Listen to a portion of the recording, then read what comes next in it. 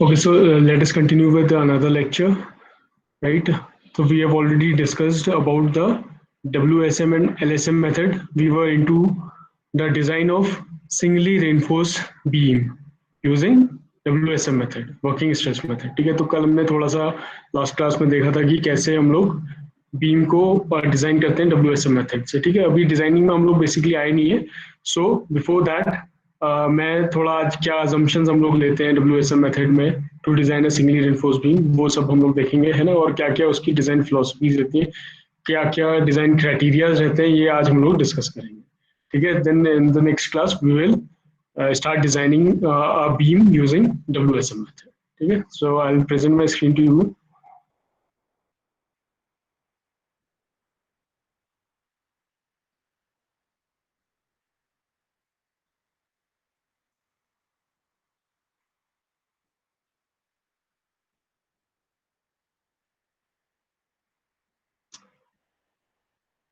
Okay, so is it visible to you guys? The screen is visible? Yes, sir. किसी को नहीं दिख रही क्या? व्हाइट बोर्ड, मैंने माइक्रोसॉफ्ट व्हाइट बोर्ड खोला हुआ है. आप लोगों को ये मेरा नोट्स दिख रहे हैं क्या? WSM assumptions. Yes, sir. दिख रहे हैं. Yes, sir. ठीक है. ओके, सो देखिए, कल हमने वर्किंग स्ट्रेस मेथड देखा था. अभी we are discussing simply supported beams, right? Simply supported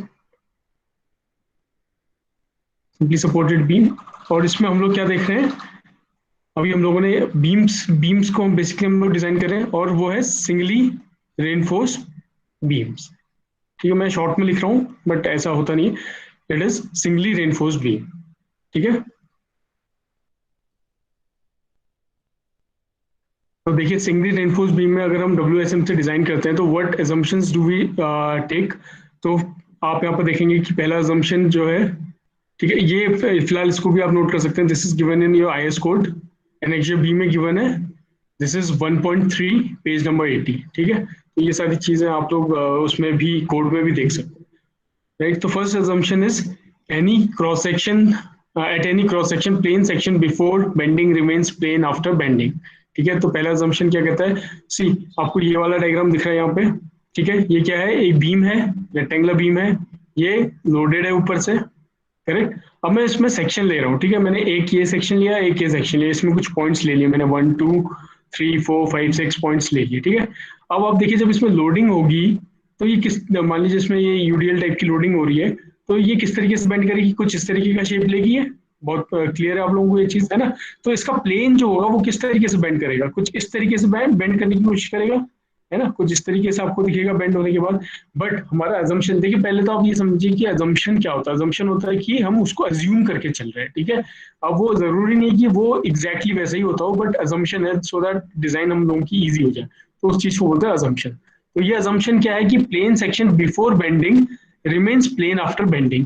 but ऐसा तो नहीं है. देखो, plane section before bending remains plane after bending, ऐसा तो नहीं है. ये प्लेन तो नहीं रह रहा है, ये बेंड हो जा रहा है, राइट. लेकिन हम तो अज्यूम क्या करके चलते हैं? देखिए, बहुत कॉम्प्लिकेटेड डिजाइन हो जाएगी अगर हम इसको बेंड मान के चलेंगे ये सेक्शन को. ठीक है, तो हम क्या मान के चलते हैं कि after bending also the section remains plane. ठीक है, इसका मतलब क्या हुआ? इसका मतलब ये है कि जो स्ट्रेन डायग्राम है वो लीनियर होता है. लीनियर मतलब कि इस तरीके से. ठीक है, ये देखिए, यहाँ पे स्ट्रेस डायग्राम बना हुआ है और ये स्ट्रेन डायग्राम बना हुआ है. तो आप देखेंगे किसी भी रेक्टेंगुलर बीम के लिए स्ट्रेन डायग्राम ये वाला है और स्ट्रेस डायग्राम है, तो ये लीनियर है. ठीक है, ये लीनियर तरीके से बिहेव करता है. ठीक है, तो ये पहला अजम्पशन है. हालांकि ये ऐसा होता नहीं है.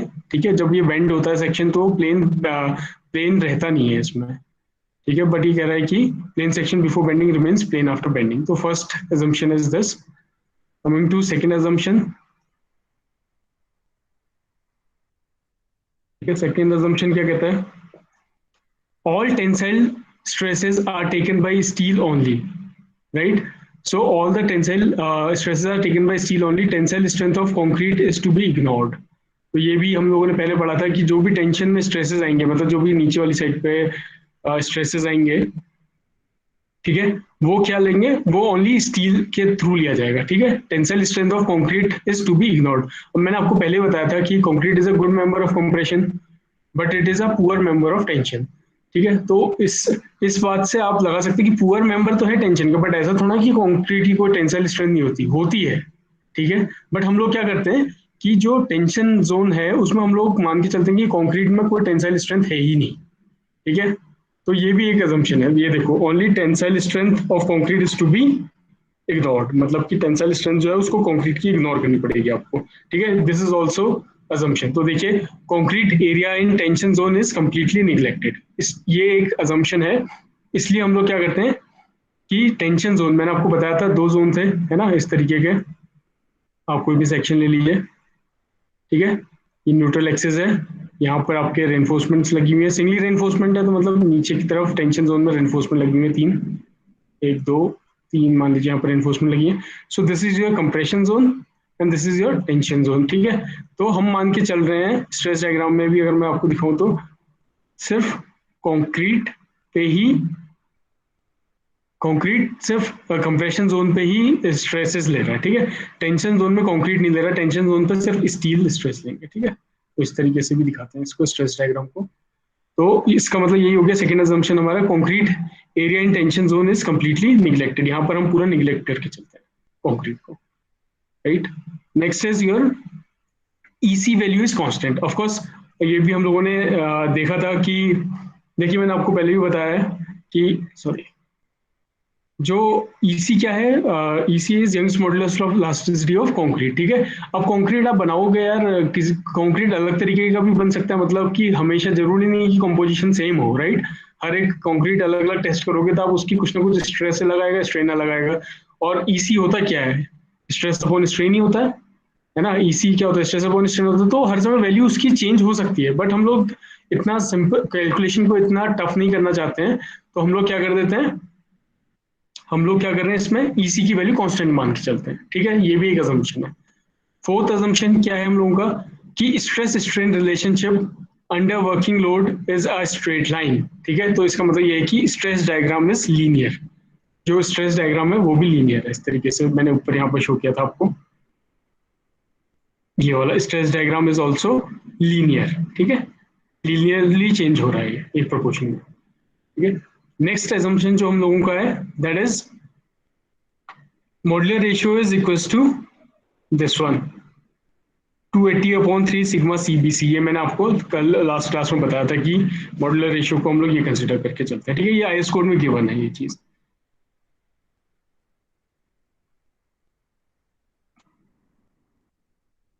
ओके, और इसमें एक और चीज आप नोट कर लीजिए कि M value partially takes into account the effect of creep. देखिए, अब ये इंपॉर्टेंट हो जाता है।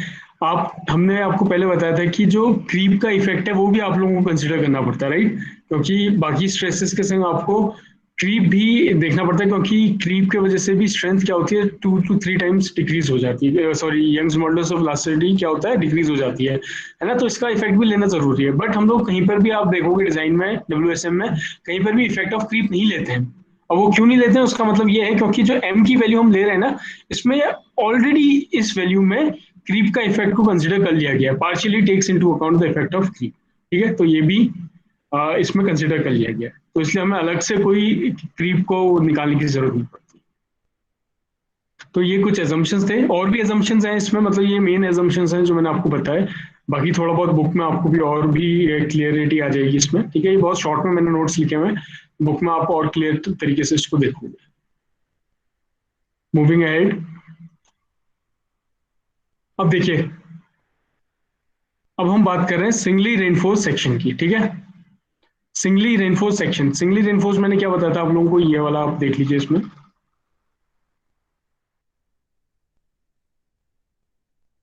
सिंगली रेनफोर्स सेक्शन में आपको मैं जूम कर देता हूँ थोड़ा सा। Okay, see, this is your singly reinforced section. ठीक है, ये रेक्टेंगल, ये तो अब आप लोगों को मेरे ख्याल से समझ में आ गया होगा, है ना, कि ये मैं क्यों बना रहा हूँ। ठीक है, ये क्या है, एक क्रॉस सेक्शन है इसका रेक्टेंगुलर बीम का, ये बीम है, ये एक बीम ले लीजिए इस तरीके की आप। ठीक है, इसमें नीचे जो टेंशन जोन है वहां पर रेनफोर्समेंट्स प्रोवाइड की गई हैं, ये इसका न्यूट्रल एक्सिस है।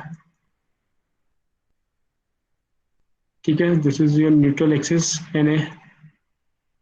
ठीक है, इसका अगर मैं कोई भी क्रॉस सेक्शन लेता हूँ, मान लीजिए एक्स एक्स में ये एक सेक्शन ले रहा हूँ, तो it will look like this, ठीक है, इस तरीके का वो दिखेगा। अगर आप सामने से देखोगे तो आपको रेक्टेंगल दिखेगा, नीचे आपको भी ये रेनफोर्समेंट्स लगी हुई दिखेंगी, ठीक है।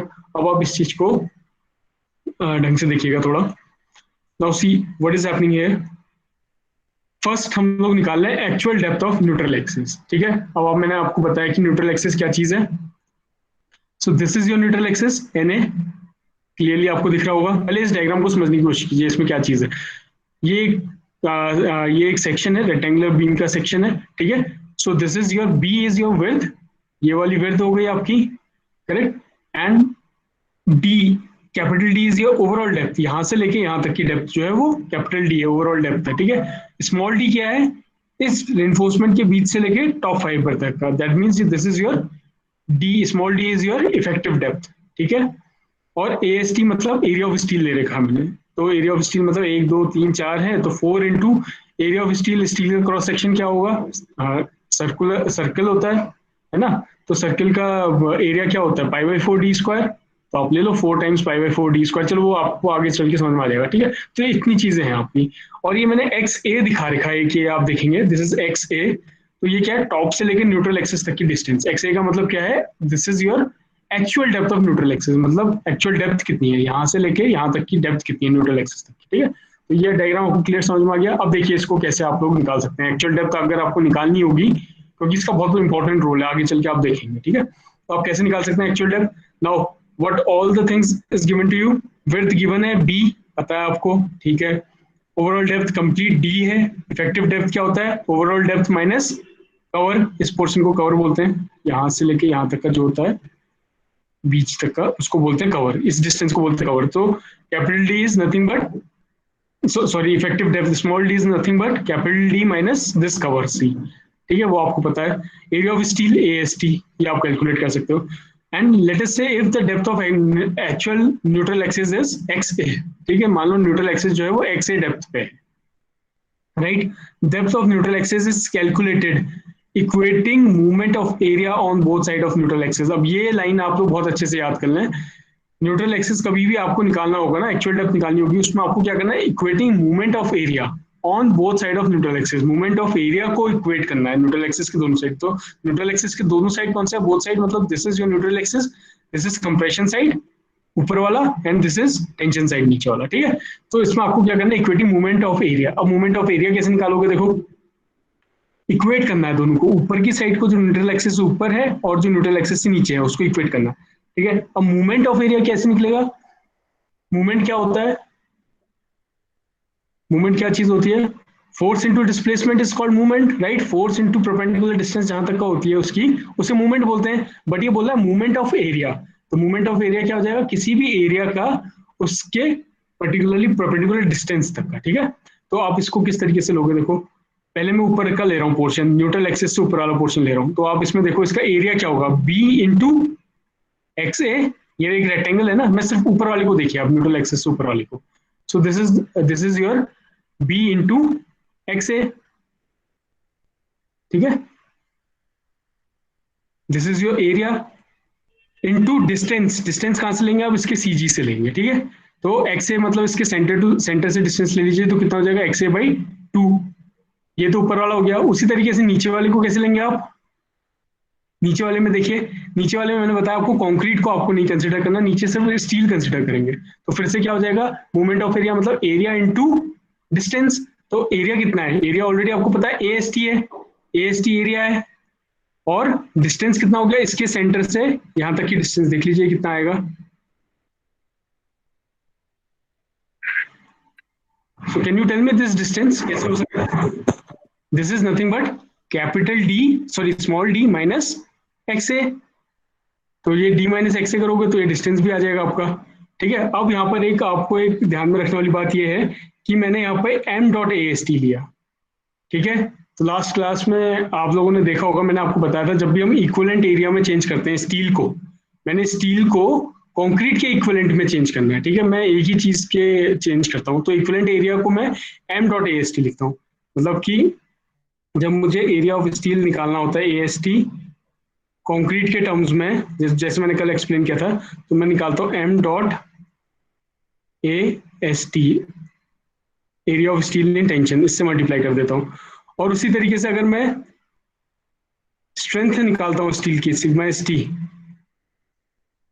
तो मैं क्या करता था उसमें, sigma S T equivalent area of concrete, equivalent stress of concrete में निकालता हूँ sigma S T upon M करता हूँ। ये मैंने आपको लास्ट वाले में बताया था कि आपको मल्टीप्लाई एम से करना पड़ता है मॉड्यूलर रेशियो से, अगर आप एरिया ऑफ स्टील को कन्वर्ट कर रहे हैं, और अगर आप स्ट्रेंथ को कन्वर्ट कर रहे हैं, स्ट्रेस को कन्वर्ट कर रहे हैं, तो आपको डिवाइडेड बाय एम करना पड़ता है। ठीक है, ये भी अभी आप आगे चल के देखो। तो मैंने इसलिए क्या किया, स्टील के एरिया को कंक्रीट के एरिया में कन्वर्ट करने के लिए M dot A S T कर दिया, इक्वलेंट एरिया, और डिस्टेंस इसका यहाँ से लेके न्यूट्रल एक्सिस तक का, तो that is D minus x है, बहुत सिंपल है। तो आपका अब देखिए, आप इस इक्वेशन से आप एक्स ए निकाल सकते हो, ये हो जाएगा B into X A by two, X A square by two equal to M A S T D minus X A, same चीज है। तो यहाँ से आप इजीली एक्स ए निकाल सकते हो। ठीक है, तो ये आपकी इक्वेशन बनेगी, इक्वेशन आप सॉल्व करोगे तो आप इससे एक्स ए निकाल सकते हो, and X A is your actual depth of neutral axis. A का मतलब है एक्चुअल डेप्थ, ठीक है, ऑफ न्यूट्रल एक्सिस। तो actual depth of neutral axis आप लोग इजीली फाइंड आउट कर सकते हो इससे। अभी इसका क्या यूज है ये आप डिजाइन करते हो आगे देखेंगे। ठीक है, फिलहाल आपको पता होना चाहिए कि अगर आपको कभी भी न्यूट्रल एक्सिस से की एक्चुअल डेप्थ निकालनी होगी तो आपको क्या करना है, you have to equate movement of area on both the sides. ठीक है, और किसी को अभी कोई डाउट आया है तो कोई मुझे पूछ सकता है यहाँ पर तक का कि कैसे क्या चीज हुई है, एनी डाउट यहाँ पर तक का? No sir. ये क्लियर है? देखिए, ये बेसिक्स जो है ना, ये आप लोग क्लियर कर लेंगे ना अभी, तो फिर आगे कोई दिक्कत नहीं आएगी डिजाइन में। तो ये इंपॉर्टेंट है कि आप लोगों को ये चीजें क्लियर हो जाए। ठीक है, तो कहीं पर भी दिक्कत आएगी आप लोग मुझसे दोबारा पूछ सकते हो। ठीक है, आगे बढ़ते हैं इसमें।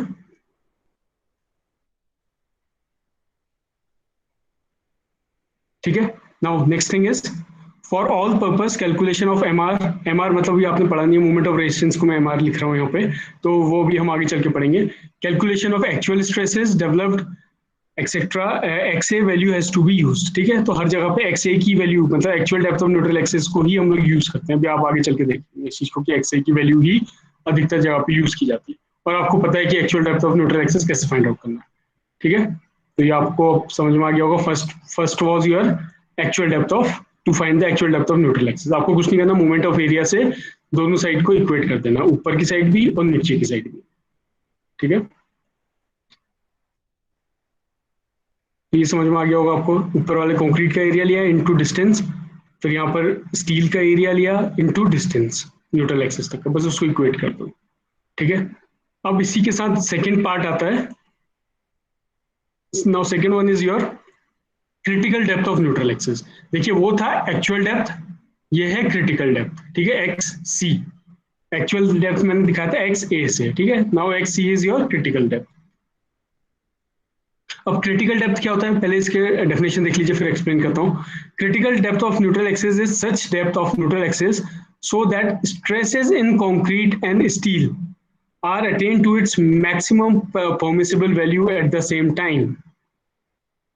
अब ये समझिएगा आप कि जो स्ट्रेसेस, ये वो डिस्टेंस है जहां पर कि न्यूट्रल एक्सिस की वो डिस्टेंस है, क्रिटिकल डिस्टेंस वाली डिस्टेंस है जहां पर कि stresses in concrete and steel, concrete का भी जो स्ट्रेस है और जो स्टील का भी स्ट्रेस है वो अपनी कहाँ मैक्सिमम परमिसिबल वैल्यू पे पहुंच जाएगा सेम टाइम पे। मतलब कि कंक्रीट भी अपनी मैक्सिमम परमिसिबल वैल्यू को अटेन करेगा और स्टील भी मैक्सिमम परमिसिबल वैल्यू को अटेन करेगा। ठीक है, तो इसको समझने का बेस्ट तरीका कैसे हो सकता है।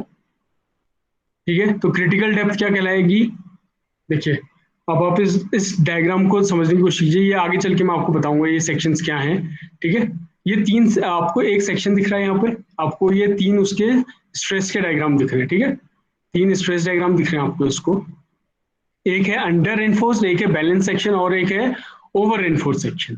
ठीक है, अब ये दोनों चीजें मैं इसके नेक्स्ट टॉपिक में बताऊंगा आपको, अंडर एनफोर्स्ड और ओवर एनफोर्स्ड क्या होता है। पहले आप समझ लीजिए बैलेंस सेक्शन क्या होता है। ठीक है, व्हाट इज बैलेंस सेक्शन, ये बीच वाला देखिएगा। अब मैंने बताया था स्ट्रेस डायग्राम किस तरीके से वेरी करता है, मैं यहाँ पर आपको दोबारा से बना के दिखा रहा हूँ, कोशिश कर रहा हूँ उससे बनाने की। ठीक है, this will be like this, ये हो गया आपका कंप्रेशन साइड में, और ये हो गया आपका यहाँ पर स्टील, ये स्टील के लेवल पे आएगा जहाँ पर स्टील लगी है, ये लगी है स्टील, ये आ गया आपका इधर। ठीक है, राइट। सो आप इसमें ले लीजिए, मैंने इसका मैक्सिमम परमिसिबल कितना ले रखा है, मैक्सिमम परमिसिबल वैल्यू 7 ले रखी है, तो मतलब ये कौन सा वाला कंक्रीट होगा? 7 किसकी होती थी, याद है आप लोगों को?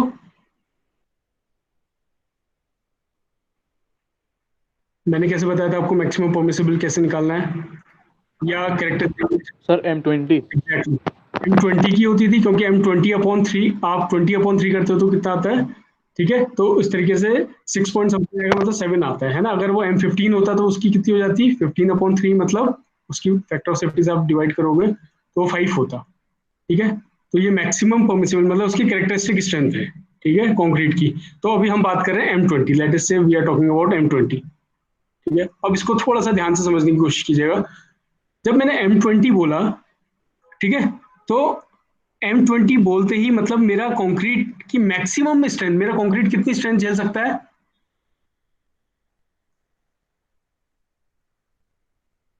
मतलब कंक्रीट कितना झेल सकता है, 7 Newton/mm²,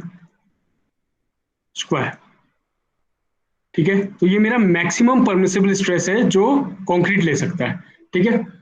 एंड लेट अस से मैं स्टील यूज कर रहा हूँ,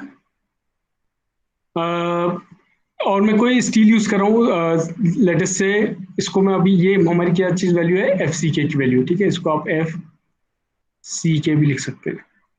this is your characteristic strength of ये वाला। और ये हमारा क्या है, σ/ST/m, ठीक है। अब ये डिपेंड करता है स्टील पे, तो स्टील किस तरीके की हो सकती है, कंक्रीट तो M20 M15 कुछ भी हो सकता है, स्टील किस तरीके का होगा, या तो माइल्ड स्टील हो सकता है, Fe415, सॉरी Fe250, या फिर वो Fe500 भी हो सकता है, HYSD बार भी हो सकता है, या Fe415 भी हो सकता है, 415, ठीक है। तो ये इसकी क्या है, यील्ड स्ट्रेंथ है, 250, 415, ये सब क्या है, इसकी यील्ड स्ट्रेंथ है, FY, ठीक है। लेकिन σ/ST हम परमिसिबल कितना करते थे, मान लीजिए मैं अगर माइल्ड स्टील यूज कर रहा हूँ तो उसमें परमिसिबल लिमिट कितनी थी, याद है आपको? मैंने आपको टेबल दिखाया था, परमिसिबल स्ट्रेस इन टेंशन, पिछली क्लास में आप लोगों को एक टेबल दिखाया था, तो स्टील का आ रहा था कितना, 130 या 140 था कुछ, याद है σ/ST की वैल्यू, है ना। और आपको अगर उसी टेबल पे दोबारा से देखोगे, 415, अगर मैं Fe415 यूज कर रहा हूँ तो उसमें वैल्यू थी करीब करीब 230 वैल्यू थी उसकी, है ना। अगर नहीं हो रहा है तो, अगर ध्यान में नहीं है तो मैं आपको फिर से एक बार दिखा देता हूँ, चलिए, मेरे में भी इसमें नोट्स में होगा, बट देन फिर मुझे स्क्रीन आपको पूरी वो शेयर करनी पड़ेगी।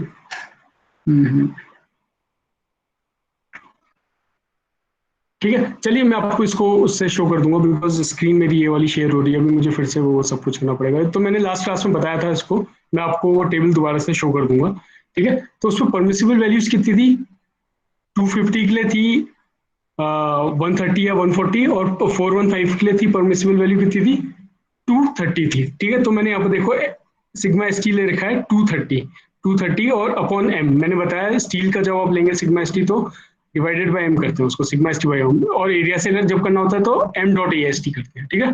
तो मैक्सिमम परमिसिबल M20 के लिए ये है कंक्रीट के लिए, और स्टील के लिए मैक्सिमम परमिसिबल कितना हो गया, σ/ST, मान लीजिए मैं ले रहा हूँ Fe415 यूज कर रहा हूँ, Fe,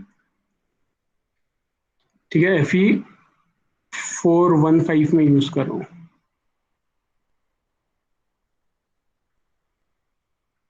तो इसका σ/ST कितना होता है, 230 पर, मतलब परमिसिबल स्ट्रेस कितना होता है, 230 अपॉन m। m कैसे निकालता हो, मॉड्यूलर रेशियो कैसे निकाला जाता है, m इज, अभी देखा था हमने ऊपर, मैंने फॉर्मूला बताया था ना आपको, m इज 230/3 सिग्मा, 230/3 FCK, है ना, उस वैल्यू से आप m निकाल सकते हो। तो m किससे रिलेटेड होता है, M20 से रिलेटेड होता है, ठीक है। तो FCK 20 आ जाएगा, 20 × 3, तो 280/20/3 कितना आ जाएगा, ये आ जाता है, M20 के लिए होता है 13 होता है, आप ऊपर देख लेना इसको। तो ये हमारा मैक्सिमम है, मतलब आप ये समझ के चलिए कि जो कंक्रीट है वो मैक्सिमम स्ट्रेंथ कितनी ले सकता है, 7 Newton/mm² ले सकता है, और जो स्टील है वो मैक्सिमम कितनी ले सकता है, ये वाली 230/13 Newton/mm², ठीक है। स्टील अपने मैक्सिमम यहाँ तक का जा सकता है, और कंक्रीट अपने मैक्सिमम यहाँ तक का जा सकता है, ठीक है। तो अब हमारी बात हो रही थी व्हाट इज क्रिटिकल डेप्थ, ठीक है। क्रिटिकल डेप्थ वो वाली डेप्थ कहलाएगी जिसमें कि कंक्रीट भी अपने मैक्सिमम पे हो, this is X C, concrete भी अपने मैक्सिमम परमिसिबल पे हो और स्टील भी अपने मैक्सिमम परमिसिबल पे हो, ठीक है। इस सेक्शन को हम लोग बोलते हैं बैलेंस सेक्शन, ठीक है। तो ये वाली डेप्थ जो होगी ये होगी आपकी क्रिटिकल डेप्थ। अब ये देखिए क्रिटिकल डेप्थ चेंज भी हो सकती है, ये मैं आपको बता रहा हूँ, this is called balance section, balance section, ठीक है। बैलेंस सेक्शन क्यों? क्योंकि इसमें कंक्रीट भी अपनी मैक्सिमम पे है और स्टील भी अपनी मैक्सिमम पे है, ठीक है। This is called balance section. अब यहाँ पर ध्यान से देखिए बैलेंस सेक्शन में क्या हो रहा है, आप एक चीज नोट करेंगे, आप कहोगे कि सर ये तो पहले हमारा एक्चुअल डेप्थ भी थी। ऑफ कोर्स बैलेंस सेक्शन में क्या होता है, एक्चुअल डेप्थ ही आपकी क्रिटिकल सेक्शन होता है, क्रिटिकल डेप्थ होती है। तो X A is equal to X C, ठीक है। एक्स ए ही आपका एक्स सी के इक्वल होता है, तो ये आप क्लियर रख लीजिए। दूसरा चीज क्या होता है, स्ट्रेस इन कंक्रीट मतलब sigma C B C, this is your stress of concrete in bending compression. Sigma C B C जो कंक्रीट है, सिग्मा सी बी सी मतलब कंक्रीट इन कंप्रेशन कितना आया था M20 के लिए 7 था, इज इक्वल टू जो उसकी कंक्रीट जो उसकी कंप्रेशन पे मैक्सिमम स्ट्रेंथ है सी, मतलब M20 के केस में 7 होगी, M15 के केस में 5 होगी, ठीक है। ये भी इक्वल होगा। Next is your stress in steel. Stress in steel मतलब जो मैक्सिमम परमिसिबल स्टील है वो उसकी जो मैक्सिमम परमिसिबल स्ट्रेस है वो भी उसके टेंसाइल स्ट्रेस के बराबर ही होगी, ठीक है, मैक्सिमम पे होगी। तो ये तीनों चीजें इक्वल है, X A equal to X C, sigma C B equal to C, sigma S T equal to T, ठीक है। अभी ये सेक्शन अभी थोड़ा सा कंफ्यूजन हो रहा होगा, इसको और क्लियर करने के लिए आपको मैं दो तरीके का और सेक्शन बताऊंगा। हमेशा जरूरी नहीं कि वो सेक्शन बैलेंस सेक्शन ही हो, ठीक है। बैलेंस सेक्शन जो है ये एक आइडियल सिचुएशन है कि जिसमें कंक्रीट भी अपनी मैक्सिमम स्ट्रेंथ पे पहुंच जा रहा है और स्टील भी अपनी मैक्सिमम स्ट्रेंथ पे पहुंच रहा है, बट ऐसा बहुत कम होता है, ठीक है। ये आइडियल सिचुएशन ऐसा होता भी नहीं है, ठीक है। या तो हम अंडर इन्फोर्स सेक्शन बनाते हैं, ओवर इन्फोर्स सेक्शन बनाते हैं, ये सिर्फ कैलकुलेशन बेसिस पे हम लोग यूज करते हैं बैलेंस सेक्शन। अब देखिए आगे क्या चीज होती है, ठीक है। अभी और क्लियर हो जाएगा आपको, मैं और क्लियर करूंगा, अभी फिलहाल आप सिर्फ इतना देखिए अभी, ठीक है। अब मैंने बताया जो भी बैलेंस सेक्शन है, बैलेंस सेक्शन की क्या कंडीशन है, अगर आपको एक्स सी निकालनी है, एक्स सी क्या था, क्रिटिकल डेप्थ, ठीक है। एक होता है एक्स ए जो होती है एक्चुअल डेप्थ, वो मैंने आपको ऊपर निकालना बताया इक्वेटिंग मूवमेंट ऑफ एरिया से, और दूसरा होता है आपका एक्स सी क्रिटिकल डेप्थ, ठीक है। और मैंने क्या बताया, अगर हम बैलेंस सेक्शन की बात करें, कोई भी सेक्शन बैलेंस है, मतलब बैलेंस मतलब कि कंक्रीट भी अपनी मैक्सिमम परमिसिबल स्ट्रेस मतलब जितनी उसकी क्षमता है वहां तक पहुंच गया है और स्टील भी अपनी मैक्सिमम क्षमता तक पहुंच गया है, ठीक है। तो उसको बोलते हैं हम लोग बैलेंस सेक्शन, ठीक है। उस केस में क्या होता है, X A is equal to X A is equal to X C, जो एक्स ए होता है वही एक्स सी के इक्वल होता है, ठीक है। अब आपको निकालना क्या, एक्चुअल डेप्थ तो आपको निकालनी आती है, बट आपको अब क्रिटिकल डेप्थ निकालनी है, ठीक है। क्रिटिकल डेप्थ निकालने के लिए बहुत सिंपल चीज है, ये देखिए एक रेक्टेंगुलर सेक्शन ले रखा है मैंने, मान लीजिए this is your critical depth which is equal to X A only, ठीक है। कंक्रीट अपनी मैक्सिमम स्ट्रेंथ पे पहुंच गया तो सिग्मा सीबीसी कितना होगा, इसका मैक्सिमम होगा, ठीक है।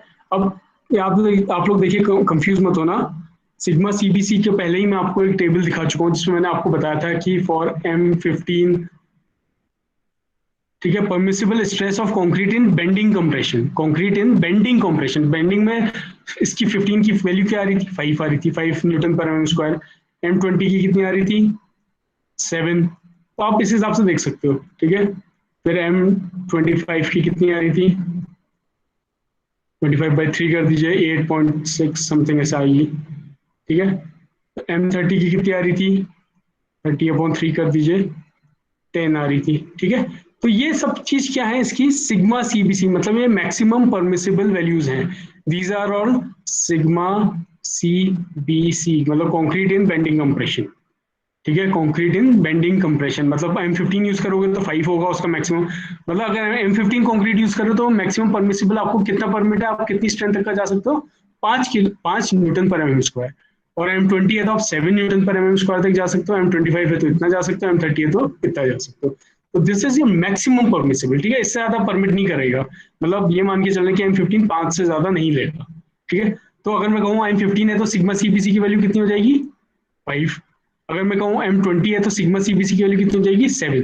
तो ये मैक्सिमम है, यहाँ तक का ये मैक्सिमम है, ठीक है। उसी तरीके से स्टील में भी ऐसी होता है, मैंने आपको बताया था। स्टील में या तो आपका Fe250 होगा, या Fe415 होगा, या Fe500 होगा, ठीक है। उसकी कॉरस्पॉन्डिंग परमिसिबल वैल्यू आप टेबल में देखोगे तो वो क्या क्या होंगी,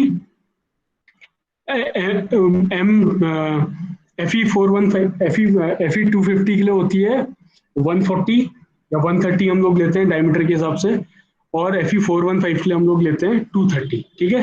तो आप वो मैक्सिमम परमिसिबल वैल्यू आप यहाँ पुट कर दोगे, ठीक है। जो जिस भी टाइप का स्टील होगा वो आपके ऊपर है ना, आप कौन सा स्टील यूज करोगे। तो ये वाली डिस्टेंस कितनी हो जाएगी नीचे वाली, of course this is your, यहाँ पर आपके रेनफोर्समेंट है यहाँ पे, ठीक है। यह मैंने दिखाया नहीं, यहाँ पर आपकी रेनफोर्समेंट है, यहाँ तक आपका स्टील का वो है डायग्राम है। तो ये हो जाएगा आपका total distance, this is your D effective depth, this is effective depth D, right? So this distance will be, यहाँ से यहाँ तक की जो डिस्टेंस है वो कितना हो जाएगा D minus XC, ठीक है। ये डायग्राम थोड़ा नीचे तक बना हुआ है, ये it should be like here, यहाँ तक का होगा जहाँ तक का स्टील का सेंटर है, यहाँ तक का, ठीक है, क्योंकि ये स्टील तक का ही होता है, ठीक है। फिलहाल आप इतना ज्यादा वो नहीं करते, ठीक है। तो नीचे वाला पोर्शन आपको पता चल गया, ये दिस इज योर D, नीचे वाला पोर्शन आपको पता चल गया D minus XC। आपको कुछ नहीं करना, आपको सिमिलर ट्रायंगल सॉल्व करना आता है, बहुत इजी है। आप एक ये वाला ट्रायंगल ले लो, ऊपर वाला ये वाला ट्रायंगल ले लो, और एक नीचे वाला ट्रायंगल ले लो, इसको इक्वेट कर दो। तो बहुत इजी है, आपको इक्वेट कैसे करना होता है, सिग्मा CBC अपॉन XC, ये वाला डायमेंशन अपॉन ये वाला डायमेंशन इज इक्वल टू ये वाला dimension sigma ST upon M upon D minus XC, ठीक है। इसको इक्वेट कर दो आप, दोनों सिमिलर ट्रायंगल्स की प्रॉपर्टीज है, इसको इक्वेट कर दो। सिग्मा CBC को मैं C लिख रहा हूँ, C is nothing but its maximum compressive maximum strength in compression C, ठीक है, कंक्रीट की मैक्सिमम स्ट्रेंथ। तो इस केस में कितना है C, M20 लेता हूँ तो 7 होगी, M15 लेता हूँ तो 5 लेगी, ठीक है। तो C क्या है, XC तो आपको ढूंढना है, सिग्मा ST मतलब T is its maximum strength, M आपको पता है कितना रहेगा, D minus XC, ये वाला डिस्टेंस लेंगे। अब आप इसको सॉल्व करो फर्दर, तो आपको कुछ नहीं करना, इसको ऊपर ले जा रहे हो, मतलब सिंप्लीफाई कर रहे हो, इसको ऊपर नीचे ले जा रहे हो, बिकॉज आपको बेसिकली निकालना क्या है, XC की वैल्यू निकालनी है आपको, ठीक है। तो आप इस इक्वेशन को देखिए, इसको आपने फिर इसको ऊपर लिया, this will be D upon XC minus 1 हो जाएगा, XC से XC कैंसिल हो जाएगा, तो ये 1 प्लस में चला जाएगा। ये इक्वेशन सॉल्व आप करोगे तो आपको XC की वैल्यू मिल जाएगी, आपको एक वैल्यू मिलेगी XC अपॉन D, मतलब इसको इसने रिवर्स कर दिया है, ऊपर से नीचे कर दिया, डिनोमिनेटर को ऊपर न्यूमरेटर को नीचे, ये भी वैसे ही हो जाएगा, ये ऊपर ये नीचे। तो ये आपको एक इक्वेशन मिल गई, XC upon D equals to MC plus T plus MC, ठीक है। अब इस चीज को आपको थोड़ा सा ध्यान में रखना है, इसमें क्या है, XC upon D is nothing but equals to K, इसने इस वैल्यू को मान लिया K, ठीक है। और MC late us say K is equals to MC upon T plus MC, तो K को क्या बोलते हैं, K is called the critical depth factor, ठीक है, न्यूट्रल एक्सिस डेप्थ फैक्टर, और इसकी ये होता है MC equals to T plus MC, ठीक है। तो इसको मैं MC upon T plus MC को रिप्लेस कर रहा हूँ K से, फिलहाल सिंप्लीफाई करने के लिए।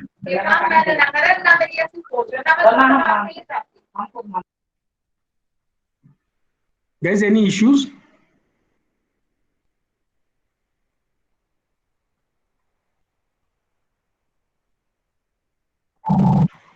स्क्रीन दिखाई दे रही, कोई इश्यू तो नहीं है अभी तक का? नो सर, दिख रही है ना स्क्रीन, ठीक है, ओके। सो ठीक है, तो आप इसको सिंप्लीफाई कर दो, बहुत इजी है, XC upon D equals to K हो गया, और K की वैल्यू आपको पता है, K is nothing but MC upon T plus MC। C क्या है, M मॉड्यूलर रेशियो हो गया, C आपकी जो स्ट्रेंथ है वो है इन कंक्रीट, T हो गया आपकी strength of steel plus MC, ठीक है, जितनी भी होगी। इस केस में तो C उतना ही रहेगा, जैसे मान लीजिए M20 है तो C कितना हो जाएगा 7, और T मान लीजिए Fe415 है तो कितना हो जाएगा 230 हो जाएगा, ठीक है। तो इस तरीके से मैक्सिमम परमिसिबल में है, बट आगे चल के आप देखोगे ये चेंज भी हो सकता है। तो अगर आपको क्रिटिकल डेप्थ निकालनी है तो सिंपल फॉर्मूला आपका बन गया XC equals to K times D, XC equals to K times D, D को मैं ऊपर ले गया हूँ K के साथ, ठीक है। एक्स सी इक्वल टू के डी। आप ये फॉर्मूला याद रखेंगे, एक्स सी इक्वल टू के डी, और के की वैल्यू आप सब्स्टिट्यूट कर सकते हैं कभी भी। के की वैल्यू कितनी है? K is nothing but K is equal to this is called critical depth, critical neutral axis depth factor, ठीक है। K is equal to M C upon T plus M C. तो इसको आप सब्स्टिट्यूट कर दोगे तो इंटू डी से multiply करोगे तो आ जाएगा, ठीक है। तो आपको इससे फॉर्मूला कितना याद रखना है? के सी इक्वल टू के डी, ठीक है। तो आपको क्या है, आपको ये भी समझ में आ गया कि क्रिटिकल डेप्थ कैसे निकालनी है, ठीक है। अब आते हैं इसके, अब नेक्स्ट इसमें आते हैं, देखिए आप कैसे करेंगे इसको।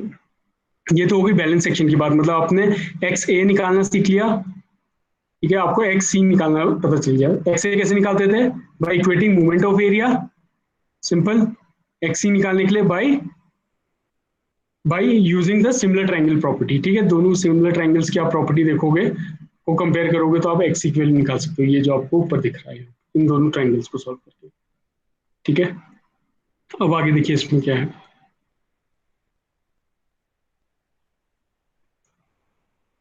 ठीक है। तो दो चीज हमने देख ली, एक्स ए देख लिया, एक्चुअल डेप्थ देख लिया, actual depth of neutral axis, और एक्स सी देख लिया, critical depth of neutral axis. Next term is M R या फिर मूवमेंट ऑफ रेजिस्टेंस, ठीक है।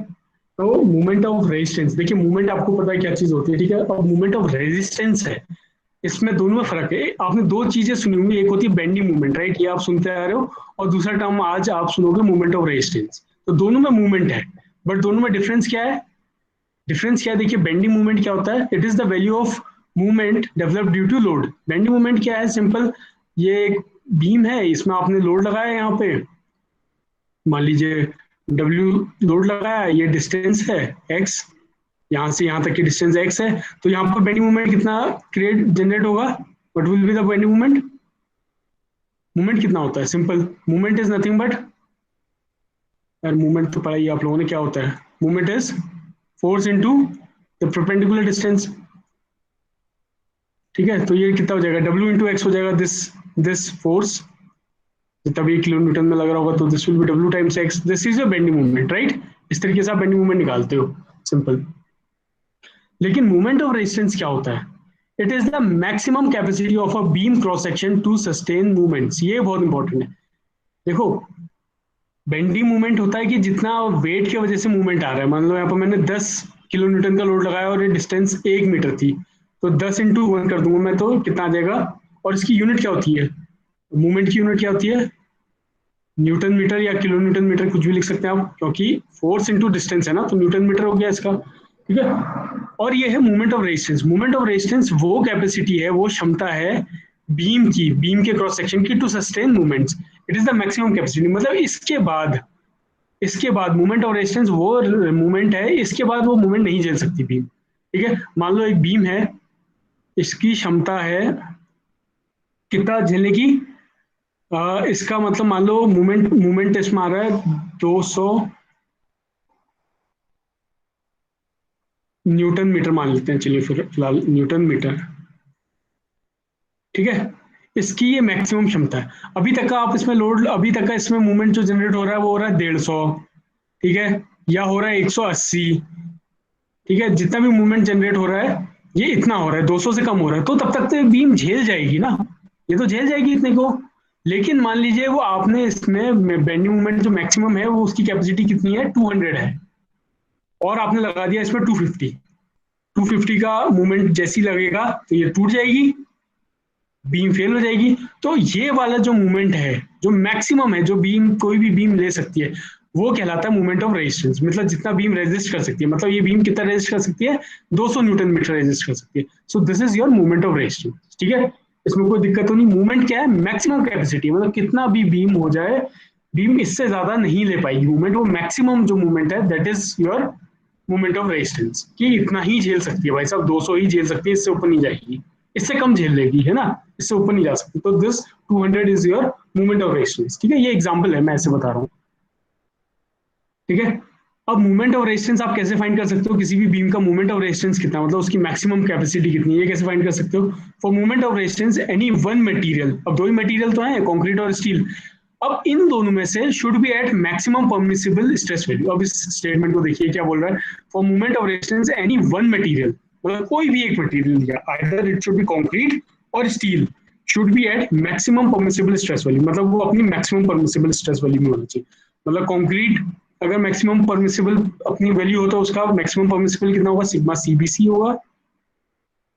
और अगर स्टील होता है टेंशन वाला, मतलब टी ले रहा हूँ मैं, अगर स्टील होता है अपनी मैक्सिमम परमिसिबल में तो वो क्या होगा, सिग्मा एस टी। यही तो है इन दोनों की मैक्सिमम, कंक्रीट की मैक्सिमम सिग्मा सीबीसी होती है, स्टील की मैक्सिमम सिग्मा एस टी होती है। ठीक है, तो वो कह रहा है इन दोनों में से कोई भी एक मटेरियल को अपने मैक्सिमम पे होना पड़ेगा, तभी आप मोमेंट ऑफ रेजिस्टेंस निकाल सकते हो। और बैलेंस सेक्शन में क्या था, इसको भी अपने मैक्सिमम परमिसिबल में होना पड़ेगा, और इसको भी, टेंशन को भी सिग्मा एस टी में होना पड़ेगा, और कंप्रेशन में कंक्रीट को भी सिग्मा सीबीसी में होना पड़ेगा। वो था बैलेंस सेक्शन। ठीक है, अब मोमेंट ऑफ रेजिस्टेंस के लिए any one of the material either concrete और either steel should be at its maximum permissible value. ठीक है, इन दोनों में से कोई भी एक को मैक्सिमम परमिसिबल को होना चाहिए। फर्दर देखिए इसमें आप कैसे होगा। बस ये बात ध्यान रखिएगा कि मोमेंट ऑफ रेजिस्टेंस निकालने के लिए आपका कोई भी कंप्रेशन या टेंशन जो भी है उनमें से एक चीज अपने मैक्सिमम परमिसिबल में होनी चाहिए।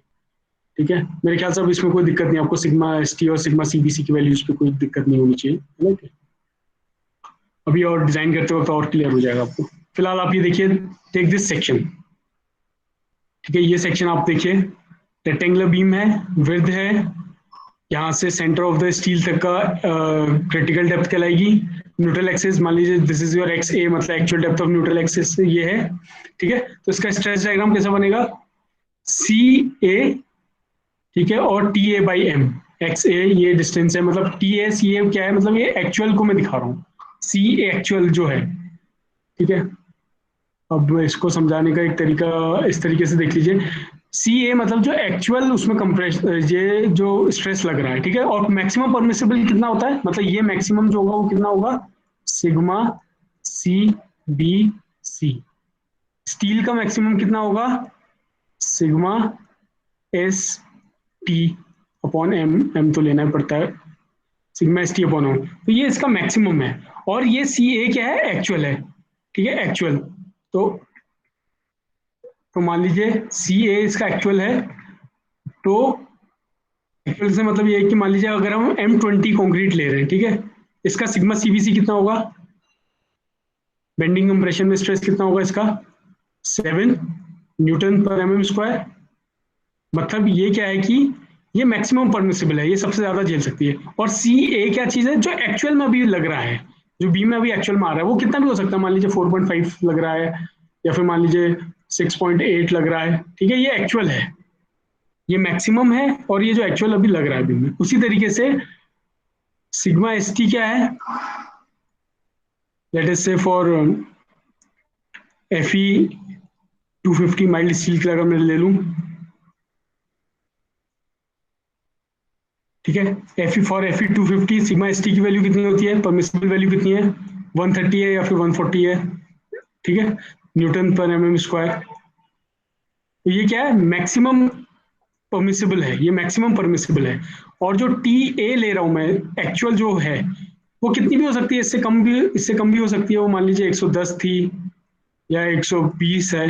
ठीक है, तो ये एक्चुअल है टी ए और सी ए, और जो सिग्मा सीबीसी और सिग्मा एस टी है वो क्या है, मैक्सिमम परमिसिबल है। ठीक है, वो मैक्सिमम परमिसिबल आपको पता है कैसे निकालना है, ये तो राइट। अब यहाँ पर देखिए, टोटल कंप्रेसिव फोर्स।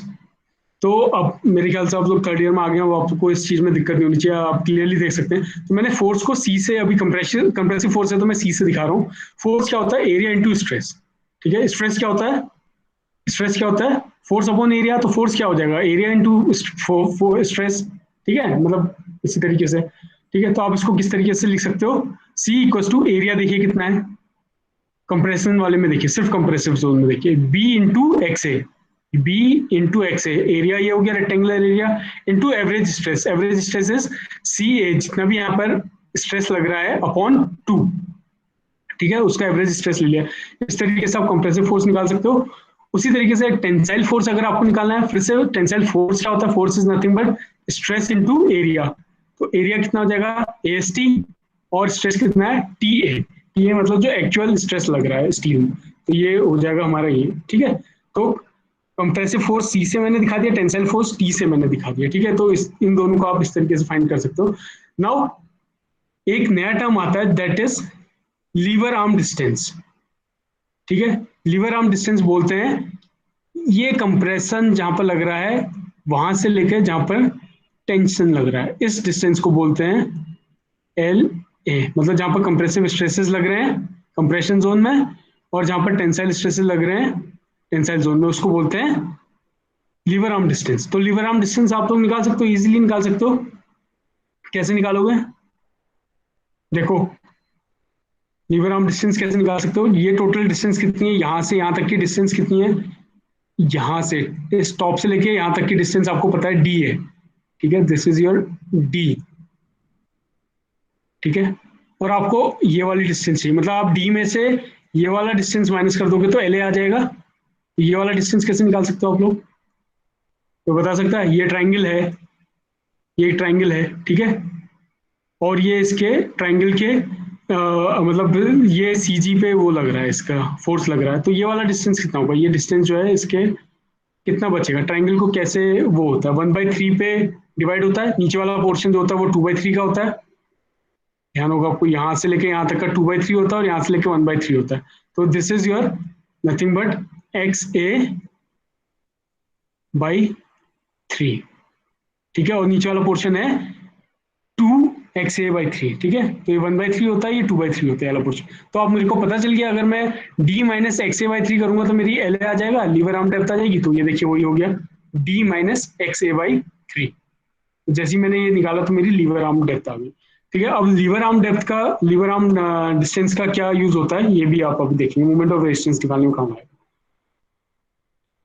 अब देखिए यहाँ पर, देखिए आप मूवमेंट ऑफ रेजिस्टेंस कैसे निकालते हैं। ठीक है, हमारा मेन पर्पस था एमआर निकालना, मतलब मूवमेंट ऑफ रेजिस्टेंस।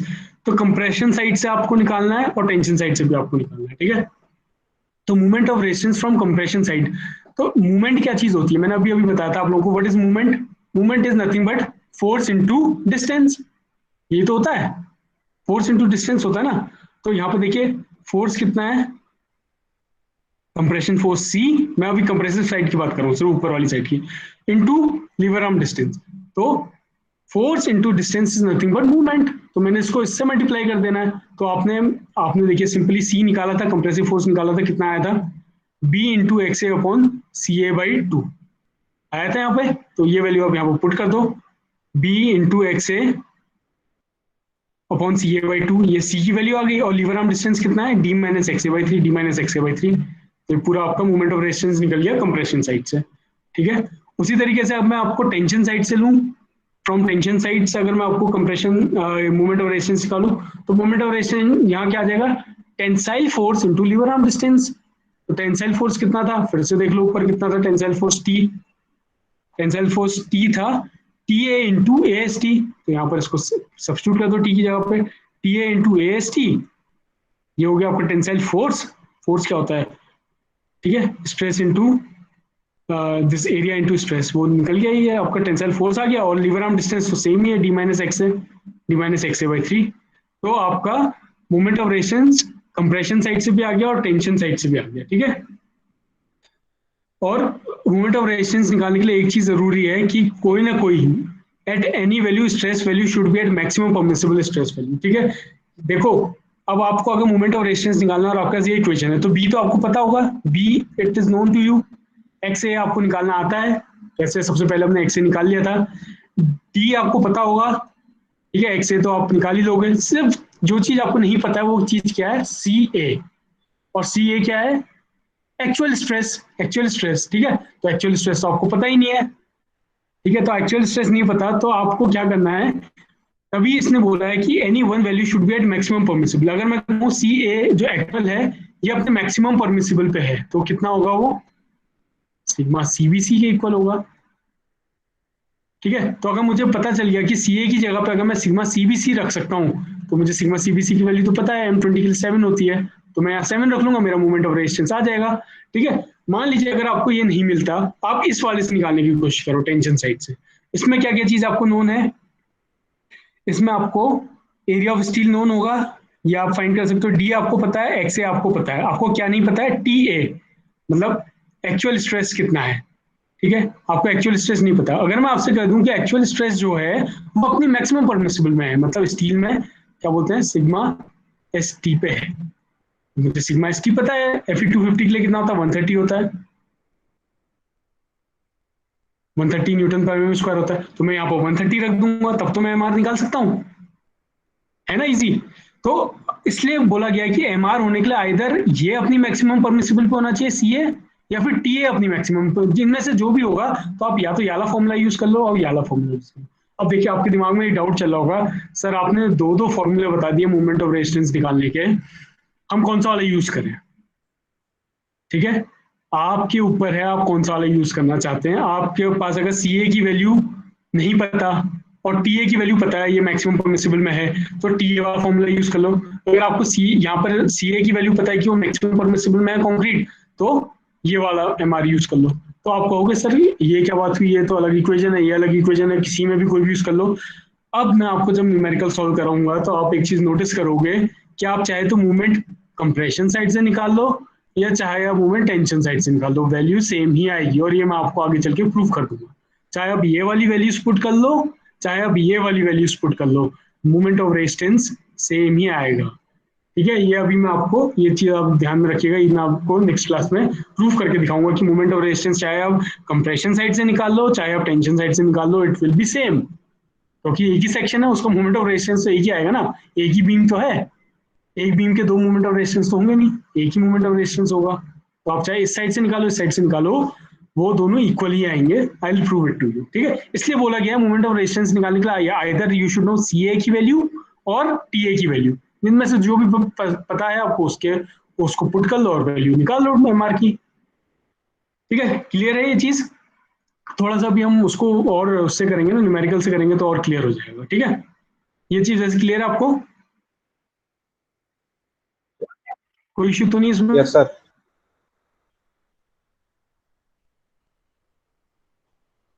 ठीक है, ठीक है, अब आप सिंपल केसेस देखिए। ठीक है, आपकी नेक्स्ट क्लास मैम की है, बट मैम अवेलेबल नहीं है, तो मैं थोड़ा सा कंटिन्यू कर रहा हूँ उसको, बस ये लास्ट रहेगा। ठीक है, फिर इसके बाद हम लोग कल नेक्स्ट क्लास में देखेंगे। अब देखिए अब पहला केस ले लीजिए बैलेंस सेक्शन। बैलेंस सेक्शन आप लोगों को बहुत अब पता चल गया बैलेंस सेक्शन की क्या कंडीशन है। एक तो X A equal to X E होता है, मतलब क्या है, actual depth equal to critical depth होता है। दूसरा, जो एक्चुअल स्ट्रेस इन कंक्रीट होगा वो किसके इक्वल होता है, मैक्सिमम परमिसिबल के इक्वल होता है। और जो एक्चुअल स्ट्रेस इन स्टील होता है वो कितना होता है, परमिसिबल स्ट्रेस इन स्टील के इक्वल होता है। ठीक है, तो बैलेंस सेक्शन में हमेशा क्या होता है, बैलेंस सेक्शन में X A equal to X ही होता है, दूसरा कंक्रीट अपनी मैक्सिमम परमिसिबल पे होता है, और तीसरा स्टील भी अपनी मैक्सिमम परमिसिबल पे होता है। ठीक है, उस सेक्शन को बोलते हैं बैलेंस सेक्शन। और मैं पहली बता दूं ये एक आइडियल कंडीशन है, ऐसा होता नहीं है जनरली। ठीक है, बट ये हमें कैलकुलेशन में काफी अभी आपको करना पड़ेगा, काफी काम में आएगा आपके। ठीक है, अब इसमें देखिए, अब मैं आपसे कहूँ मूवमेंट ऑफ रेजिस्टेंस निकालिए भैया, तो मूवमेंट ऑफ रेजिस्टेंस का फॉर्मूला आप लोग अभी ऊपर आपने देखा था, B into X A C A by two D minus X A by, ये कंप्रेशन साइड वाला फॉर्मूला। ठीक है, B into X A C A आ रहा है तो कंप्रेशन साइड वाला फॉर्मूला, टेंशन साइड वाला भी बताऊंगा नीचे लिखा हुआ है। तो आपको क्या करना है, बैलेंस सेक्शन में आपको पता है बी की जगह बी आ जाएगा, एक्स ए की जगह क्या आ जाएगा, एक्स सी, आपको पता है X A equal to X C, तो आप एक्स सी सब्स्टिट्यूट कर लो। सी ए की जगह क्या आ जाएगा, C A is nothing but your maximum permissible stress in concrete, वो कितना है सिग्मा सीबीसी, इसकी वैल्यू आपको पता है। अब आप लोग मुझे बताइए सिग्मा सीबीसी की वैल्यू मैंने आपको 50 बार बता दिया, वो फिर से आपको कोई कंफ्यूजन नहीं होना चाहिए। अगर मैं M20 लेके डिजाइन कर रहा हूँ तो सिग्मा सीबीसी की वैल्यू कितनी होगी, 7। बिल्कुल ठीक। 7। और M15 ले रहा हूँ तो सिग्मा सीबीसी की वैल्यू कितनी डालूंगा, 5। एग्जैक्टली। ठीक है, तो समझ में आ गया। तो अब आपको ये नोन है, बी भी आपको नोन है, एक्स भी आपको नोन है, एक्स सी सॉरी आपको नोन है। ठीक है, ये आपको नोन हो गया 5 या 7/2। डी क्रिटिकल, ये क्या बोलते हैं उसको, इफेक्टिव डेप्थ। ठीक है, इफेक्टिव डेप्थ आपको पता है और एक्स सी आपको पता है, तो ये इक्वेशन आपको पूरी पता है, आप एम आर निकाल सकते हो आसानी से, कुछ भी नहीं है। और आप कहोगे सर ये तो कंप्रेशन साइड से हो गया, टेंशन साइड से भी निकाल के बताइए, आपने कहा था कि दोनों साइड से निकाल लोगे तो सेम ही आएगा। तो ये लो जी, ये है moment of resistance from tension side. ये फॉर्मूला था T A into S T D minus X A by 3, ये फॉर्मूला था। अब टी ए किसके इक्वल है, maximum permissible stress of sigma S T. मतलब स्टील। अब मैं आपसे पूछ रहा हूँ, अगर मैं FE माइल्ड स्टील यूज कर रहा हूँ अपने बीम में, FE 250 यूज कर रहा हूँ, तो आप मुझे बताइए कि सिग्मा ST की वैल्यू क्या थी। 130। बिल्कुल ठीक। तो मैं यहाँ पर क्या करूँगा, 130 न्यूटन पर स्क्वायर रख दूंगा सिग्मा ST की जगह। और अगर मैं आपसे बोलूँ कि मैं FE 415 यूज कर रहा हूँ, ठीक है, तो मेरी सिग्मा ST की वैल्यू कितनी रखूंगा मैं? 250। 230। 230। ठीक है, वो आपको टेबल में मिल जाएगा, मतलब ये रटना नहीं है, मैं सिर्फ आपको एक्सप्लेन करने के लिए बता रहा हूँ। आपको मिलने को तो टेबल पे मिल जाएगा ये चीज, ठीक है। तो आप यहाँ पर ये वैल्यू पुट कर दो, एरिया ऑफ स्टील आपको पता होगा, डी आपको पता है, एक्सी आप निकाल सकते हो, एक्सी आपको पता है कैसे निकालना है। एक्सी इक्वल टू क्या होता था, फॉर्मूला याद है? अभी अभी बताया था मैंने, एक्सी इक्वल टू, थोड़ी देर पहले बताया था आपको शायद ध्यान। एक्सी इक्वल टू के डी, याद है? बहुत सिंपल फॉर्मूला है, एक्सी इक्वल टू के डी। डी आपको पता होता है, के क्या होता है, के का क्या फॉर्मूला था, K equal to MC upon T plus MC। Very good, MC upon T plus MC। देखिए कितना इजी हो गया, ठीक है। तो आपको ये चीजें पता है, आप निकाल लो, एक्सी निकाल लो, डी आपको पता होता है, एरिया ऑफ स्टील आपको पता होता है, सब क्वेश्चन में गिवन होगा। आपको जो नहीं पता होता वो ये चीज है, ठीक है। और अगर आपको ये भी पता चल गया कि TA is equal to sigma ST, तो आप सीधे TA की जगह पे ये वैल्यू पुट कर दो, आइदर 130 और ये कितना था 230, जितना भी होता है इसका 230 होता है, ये पुट कर दो। तो आपको पता है कि आपको क्या वैल्यू पुट करनी है। तो मूवमेंट ऑफ रेजिस्टेंस आप देखो, आप चाहे तो ये वाले फॉर्मूले से निकाल लो या चाहे ये वाले फॉर्मूले से निकाल लो, दोनों सेम आएगा। चाहे इक्वेशन 1 यूज कर लो, चाहे इक्वेशन 2 यूज कर लो, सेम आएगा। ये मैं आपको आगे एक न्यूमेरिकल में प्रूफ करके दे दूंगा, ठीक है। ये सेक्शन आपको बहुत इजीली समझ में आ गया। This was your balance section. इस सेक्शन को बोलते हैं बैलेंस सेक्शन, बड़ा ही प्यारा सेक्शन है, कुछ भी नहीं है इसमें। इसमें एक्स इक्वल टू एक्सी है, सी इक्वल टू मैक्सिमम स्ट्रेंथ है, और जो स्टील की एक्चुअल स्टील की स्ट्रेस है वो कितनी है, मैक्सिमम स्टील की स्ट्रेस के इक्वल है। ये बैलेंस सेक्शन है, बड़ा अच्छा सा सेक्शन है, इसमें कोई टेंशन लेने वाली बात ही नहीं है। अब टेंशन लेने वाली बात जो है वो आती है नेक्स्ट सेक्शन में। अब आता है हमारा केस 2। अब इस सेक्शन को देखिए, इसमें क्या होता है। अगर आपने बैलेंस सेक्शन समझ लिया ना, आप ये वाला भी समझ लेंगे आसानी से। Case 2 for a under reinforced section. देखिए अंडर रेनफोर्स आप क्या समझते हैं, मतलब एक खुद ही समझिए, नाम से पता चल रहा है अंडर रेनफोर्स्ड है, मतलब कि उसमें रेनफोर्समेंट कम है, ठीक है। और कंक्रीट ज्यादा, वो अंडर रेनफोर्स्ड मतलब रेनफोर्समेंट एज इन ऐसे कम नहीं है, मतलब स्ट्रेंथ में रेनफोर्समेंट थोड़ी कम है, अंडर रेनफोर्स्ड है, ठीक है। तो मैं कोई चीज को बोलूं कि अंडर रेनफोर्स्ड है, मतलब कि क्या है, area of steel is less then that required for a balance section, मतलब जितनी बैलेंस सेक्शन में एरिया ऑफ स्टील रिक्वायर्ड होती है बैलेंस सेक्शन होने के लिए, उससे कम है। मतलब एरिया अंडर, तभी तो मतलब है ना, अंडर ओवर होता है तो ज्यादा होता है, अंडर होता है तो कम होता है। तो अंडर रेनफोर्स का मतलब कि इसमें रेनफोर्समेंट कम है। भाई साहब अगर मैं आपसे पूछूं, जनरल क्वेश्चन है, ठीक है, कि किसी चीज में, अच्छा बीम का एग्जांपल ले लीजिए, मैं कह रहा हूँ एक जगह कंक्रीट है और एक रेनफोर्समेंट है, मैं कह रहा हूँ रेनफोर्समेंट थोड़ी कम है, जितनी होनी चाहिए उससे थोड़ी कम है। तो आप मुझे बताइए, जब फेलियर होगा तो पहले रेनफोर्समेंट फेल होगी कि कंक्रीट फेल होगा? इन्फोर्समेंट। एग्जैक्टली रेनफोर्समेंट फेल होगा, क्योंकि वो अंडर रेनफोर्स है, ठीक है। अब एग्जैक्टली यही चीज होता है, अंडर रेनफोर्स का मतलब क्या है, कि जो TA है, मतलब जो एक्चुअल स्ट्रेस है, टी कहां पर आता है, स्टील में, ठीक है। तो एक्चुअल स्ट्रेस जो है स्टील का, वो कितना है, वो अपनी मैक्सिमम लेवल तक पहुंच जाएगा। और मैक्सिमम कितना होता है, सिग्मा ST, मतलब वो जल्दी पहुंच जाएगा। लेकिन जो कंक्रीट है, कंक्रीट का जो एक्चुअल स्ट्रेस है, वो अपने, इसको ये नहीं कहना चाहिए, वो वो कहां पर होगा, वो, चलिए फिलहाल मैं ऐसे लिख देता हूं, वो अपने मैक्सिमम पे नहीं पहुंचा। और मैक्सिमम कितना होता है कंक्रीट का, सिग्मा CBC, ठीक है। इस सेक्शन को मैं क्या बोलता हूं, अंडर रेनफोर्स सेक्शन। देखो स्टील अपने मैक्सिमम में पहुंच गया, मतलब स्टील पहले फेल होगा ना, जो जो अपनी मैक्सिमम स्ट्रेंथ में पहुंच गया, वो चीज पहले आएगी, ठीक है। तो मैंने बीम का केस ले लीजिए, कंक्रीट और स्टील है, मैंने कहा अंडर रेनफोर्स्ड है भाई साहब, स्टील कम है, तो कायदे से यही हुआ ना कि स्टील अपनी मैक्सिमम पहुंच जाएगा, स्टील अपना मैक्सिमम पहुंच जाएगा और वो पहले अचीव कर लेगा, मतलब अपना मैक्सिमम स्ट्रेंथ पे पहुंच जाएगा। बट कंक्रीट में अभी भी दम है बॉस। मान लो सिग्मा CBC M उसके लिए कितना होता है, 7 होता है, M M20 के लिए, ठीक है। और हमारा कितना है, एक्चुअल कितना आ रहा है, 5, ठीक है, या 4 ले लीजिए, या मतलब 7 से कम आ रहा है, चलो 6 ले लेते हैं, तो ये 6 आ रहा है। तो एक्चुअल में क्या है, कंक्रीट अपने मैक्सिमम तक नहीं पहुंच रहा है, बट स्टील अपने मैक्सिमम पहुंच गया है। मतलब स्टील मतलब सिग्मा एस टी Fe250 के लिए कितना होता है 130। तो जो स्टील है वो अपने मैक्सिमम पे पहुंच गया है, लेकिन कंक्रीट मैक्सिमम, कंक्रीट में अभी भी जान बाकी है, कंक्रीट और झेल सकता है। अभी कंक्रीट ने 6 झेला है, जबकि कंक्रीट की क्षमता कितनी झेलने की है, 7। लेकिन स्टील की 130 झेलने की क्षमता थी, वो 130 में पहुंच चुका है। ठीक है, तो अब देखिए इस सेक्शन को बोलते हैं अंडर रेनफोर्स सेक्शन। अब इसको मैं डायग्राम से समझने की कोशिश कीजिए आप।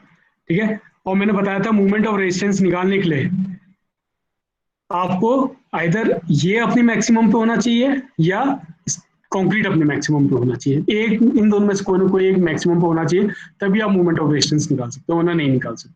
ठीक है, अब देखिए अंडर रेनफोर्स सेक्शन क्या होता है। इस सेक्शन में पहली बार तो आएगा X A is less than X C. Balance section में क्या था, X A is equal to X C. Right. अब देखिए ये मैं क्यों कह रहा हूँ एक्चुअल डेप्थ क्रिटिकल डेप्थ से कम है, ये मैं क्यों कह रहा हूँ, ये आप डायग्राम से समझिए। ठीक है, इस डायग्राम को अगर आपने ढंग से समझ लिया ना, तो आगे की सारी प्रॉब्लम सॉल्व हो जाएगी। ये देखिए, ये आपका सेक्शन है, ये आपका कंक्रीट का बीम का सेक्शन है, ये आपकी रेनफोर्समेंट लगी हुई है। ये मान लेते हैं फिलहाल अभी के लिए कि ये क्रिटिकल डेप्थ है। ठीक है, अब देखिए मैंने आपको बोला है, मैं एक मिनट इसको थोड़ा सा और स्पेस ले लेता हूँ, यहां पर मैं आपको समझाता हूँ। ठीक है, ये एक सेक्शन है। ठीक है, मैंने आपको बोला है कि अंडर रेनफोर्स सेक्शन है। अंडर रेनफोर्स मतलब अंडर रेनफोर्स है तो मतलब स्टील अपनी मैक्सिमम पे पहले पहुंचेगा ना। तो इसी डायग्राम को मैं आपको दोबारा से बना के दिखा रहा हूँ। ये ठीक है, ये इसकी न्यूट्रल एक्सिस पास कर रही है। आपको पता है स्ट्रेस डायग्राम कैसे बनता है। ठीक है, यहाँ पर रेनफोर्समेंट्स हैं कुछ 1 2 3, मान लीजिए यहाँ पर रेनफोर्समेंट्स हैं, तो यहाँ तक का ये जाएगा।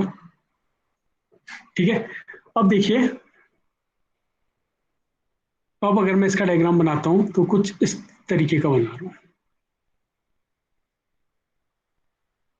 अब आप इसको समझने की कोशिश करना। ठीक है, चलो मैं फिर से एक बार आपको दिखाता हूँ। अगर ये बैलेंस सेक्शन होता, मान लो अगर ये बैलेंस सेक्शन होता, तो मेरा कुछ इस तरीके का बनता।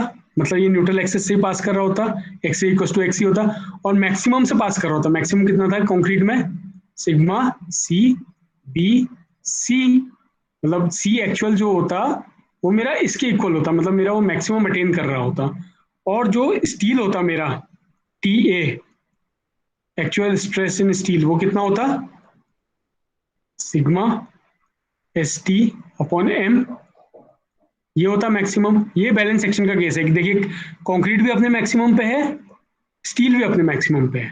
ठीक है, ये केस था बैलेंस सेक्शन का। अब देखिए अंडर रेनफोर्समेंट में क्या होगा, मैं इसको मिटा के दोबारा से बना रहा हूँ। ठीक है, अंडर रेनफोर्स वाला बना रहा हूँ, ये बैलेंस सेक्शन का था। अब अंडर रेनफोर्स, ये इसका मैक्सिमम है, ये इसका मैक्सिमम को। अब मैंने बताया आपको कि अंडर रेनफोर्स्ड है कि तो मतलब क्या है कि स्टील अपने मैक्सिमम पे पहुंच जाएगा, बट कंक्रीट अपने मैक्सिमम पे नहीं पहुंच रहा है। तो ये मान लीजिए सिग्मा सीबीसी 7 है, और ये एक्चुअल आ रहा है हमारा 6, जैसे मैंने ऊपर एग्जांपल बताया। तो ये यहाँ तक थोड़ा पहुंचा, ये यहीं तक तो पहुंचा है ना, ये स्ट्रेंथ इसने पूरी अचीव नहीं की ना कंक्रीट ने। तो इसका डायग्राम आप देखिए कैसे बनेगा, यहाँ से जाएगा और यहाँ, मैं इसको थोड़ा सा ऐसे बना देता हूँ, यहाँ से जाएगा 6 से जाए, यहाँ मान लीजिए 6 यहाँ पर आ रहा है, ये 7 आ रहा है, 6 से जाएगा। ठीक है, और ये मैक्सिमम पे आ रहा है अपने, तो इस तरीके का डायग्राम बन जाएगा। तो मतलब जो फाइनल डायग्राम मैं आपको दिखा रहा हूँ वो कुछ इस तरीके का दिखेगा। ये तो अपने स्टील तो अपने मैक्सिमम पे आ गया, बट कंक्रीट अपने मैक्सिमम पे नहीं आया। कंक्रीट का मैक्सिमम जबकि यहाँ पर है, इस जगह पे मैक्सिमम है, सिग्मा सी बी सी। इस सेक्शन को बोलूंगा मैं, तो आप देखिए इसमें सी ए तो 6 पहुंचा, जबकि सी ए 7 तक का जा सकता था, 7 न्यूटन तक का जा सकता था। तो कंक्रीट तो अपने मैक्सिमम पे नहीं पहुंचा, बट स्टील मैक्सिमम पे पहुंच गया।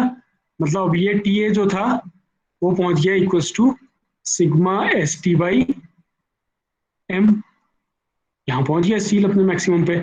तो अब आप देखिए, अगर मैंने इसको बोला था कि if this one is your, late us से दिस इज योर एक्स सी।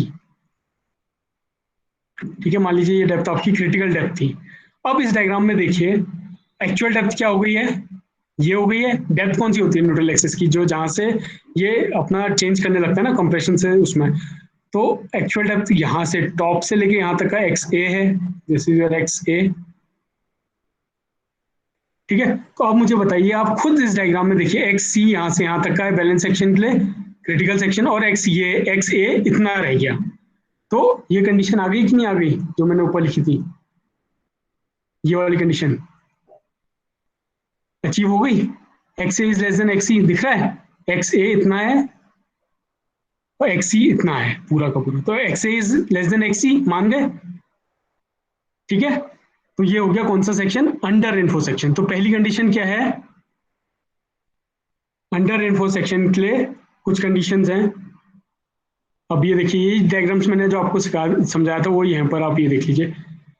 सी ए यहाँ पर है, ये एक्चुअल है इसका, ये इसका मैक्सिमम है सिग्मा सी बी सी। थोड़ा और जूम कर देता हूँ, ये लीजिए। ठीक है, तो सी ए क्या है, एक्चुअल स्ट्रेस है कंक्रीट का, और सिग्मा सीबीसी क्या है, इसका मैक्सिमम है, राइट। और टी ए क्या है, एक्चुअल है, और सिग्मा एस टी मैक्सिमम। तो ये जो आप ये वाली लाइन देख रहे हैं, ठीक है, ये इसका एक्चुअल स्ट्रेस डायग्राम बनेगा। ये वाला है बैलेंस सेक्शन के लिए, ऐसा बनता है बैलेंस सेक्शन में। और ये बन रहा है आपका अंडर एनफोर्समेंट। अंडर एनफोर्समेंट में मतलब कंक्रीट अपनी पूरी स्ट्रेंथ तक नहीं पहुंचा है, लेकिन स्टील पहुंच गया, तभी तो अंडर एनफोर्स्ड है। ठीक है, तो आप इसमें देख रहे हो कि आपका न्यूट्रल एक्सेस आपको यहाँ मिल गया इस जगह पे। So this will be your, यहाँ से लेके यहाँ तक का विल बी योर एक्स ए, और ये आपका एक्स सी था। तो पहली कंडीशन तो क्या हो गई आपकी, X A is less than X C in case of under reinforced section. ठीक है, दूसरी कंडीशन क्या हो गई, सी ए जो एक्चुअल स्ट्रेस है वो किससे कम है, मैक्सिमम कंक्रीट की जो परमिसिबल स्ट्रेस है उससे कम है। ठीक है, ये भी ठीक हो गया, ओके है। और तीसरी कंडीशन क्या हो गई, जो स्ट्रेस ऑफ स्टील है टी ए, ठीक है, वो किसके इक्वल है, मैक्सिमम स्टील की स्ट्रेंथ के। इसको अब आप कहोगे कि सर ये टी ए लिखा हुआ है आपने यहाँ पर सिग्मा एस टी, आप ऐसे भी लिख सकते हो, कोई दिक्कत नहीं है, टी ए अपॉन एम और sigma S T upon M, जैसे यहाँ लिखा हुआ है। एम से एम कैंसिल हो जाएगा, इसलिए सीधे हमने T A equal to sigma S T लिख दिया। ठीक है, तो स्टील अपनी मैक्सिमम पे पहुंच चुका है, बट कॉन्क्रीट अभी भी नहीं पहुंचा है, कॉन्क्रीट अभी भी शॉर्ट है इसमें। ठीक है, इस टाइप के सेक्शन को क्या बोलेंगे, अंडर रेनफोर्स सेक्शन। ठीक है, डिफरेंस समझ में आ गया। अंडर बैलेंस सेक्शन में ये भी अपनी मैक्सिमम पे था, कंक्रीट कंप्रेसिव स्ट्रेंथ, ये जो कंक्रीट की स्ट्रेंथ है वो भी मैक्सिमम पे थी, और जो स्टील की स्ट्रेंथ है टेंसाइल स्ट्रेंथ वो भी मैक्सिमम पे थी। लेकिन अंडर एनफोर्समेंट में स्टील तो अपने मैक्सिमम पे पहुंच गया, बट कंक्रीट नहीं पहुंचा। ठीक है, ये समझ में आ गया आपको, ये सारी कंडीशंस हैं। तो ये सारी कंडीशन आपने देख ली है, अंडर रेनफोर्स सेक्शन की सारी कंडीशंस आप यहाँ पर देख सकते हो। ये देखो, ये सारी मैंने आपको बता दी है। एक तो एक्स ए एक्चुअल डेप्थ जो है क्रिटिकल डेप्थ से छोटी हो जाएगी, सी ए भी अपनी मैक्सिमम पे नहीं पहुंच रहा, बट टी ए अपने मैक्सिमम पे पहुंच रहा है। अब मेरा आप लोगों से क्वेश्चन है, मुझे आप ये बताइए कि अगर मुझे अब मूवमेंट ऑफ रेजिस्टेंस निकालना होगा, तो दो इक्वेशन थी, पहली वाली कंप्रेशन साइड से, दूसरी वाली टेंशन साइड से, तो विच इक्वेशन शुड आई प्रिफर, मैं कौन सी वाली से मूवमेंट ऑफ रेजिस्टेंस निकालूं, टेंशन साइड से। वाई, से क्योंकि स्टील पहले फेल हो रहा है।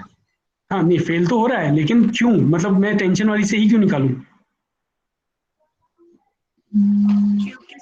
क्योंकि सर हमें उसकी मैक्सिमम वैल्यू पता है। एग्जैक्टली, है ना, आपको पता है T is equal to sigma S T, और सिग्मा एस टी की वैल्यू आपको हमेशा पता होती है।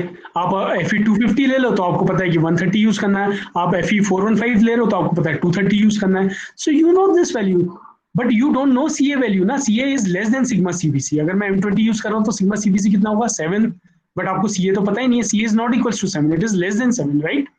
तो आपको, आप क्या ये वाला फॉर्मूला यूज कर सकते हो मूवमेंट ऑफ रेजिस्टेंस के लिए, सी ए वाला, नहीं, आपको पता ही नहीं है सी ए क्या है, आप निकालोगे कैसे।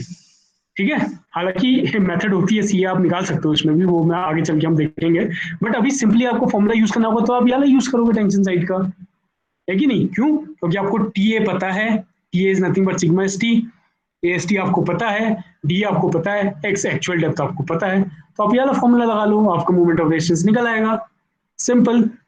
ठीक है, समझ में आ गया यहाँ पे, अंडर रेनफोर्स सेक्शन समझ में आया आप लोगों के। Yes sir.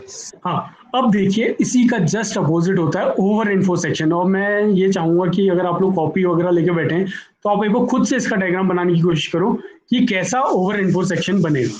अंडर इन्फोर्स देख लिया, ठीक है। चलो ओवर इन्फोर्स से पहले मैं आपको एक और चीज बता दूं जो मैं आपको बता रहा था कि इक्वेशन आप वाली यूज करोगे, बट आप ना अगर आपको पहली वाली इक्वेशन यूज करनी कोई जिद पड़ेगा कि सर मैं तो कंप्रेशन साइड वाली से यूज करूंगा क्योंकि आपने बोला था चाहे टेंशन यूज करो चाहे कंप्रेशन साइड यूज करो आंसर एक ही आएगा, तो मैं तो सर कंप्रेशन यूज करना चाहता हूँ, तो कोई दिक्कत नहीं, आप कंप्रेशन साइड वाला फॉर्मूला यूज कर लेना। लेकिन सीए की वैल्यू आप कैसे निकालोगे, वही जो हमने पहले वो डायग्राम दिखाया था बैलेंस सेक्शन का जिसमें हम लोग दो ट्राइंगल को सिमिलर ट्राइंगल को सॉल्व कर लेते हैं। C A upon X equal to sigma S T by M D minus X. अगर नहीं समझ में आ रहा तो मैं आपको एक बार ये डायग्राम फिर से दिखा देता हूँ, मैंने पहले भी दिखाया आपको ऊपर। ये वाला डायग्राम देखिए,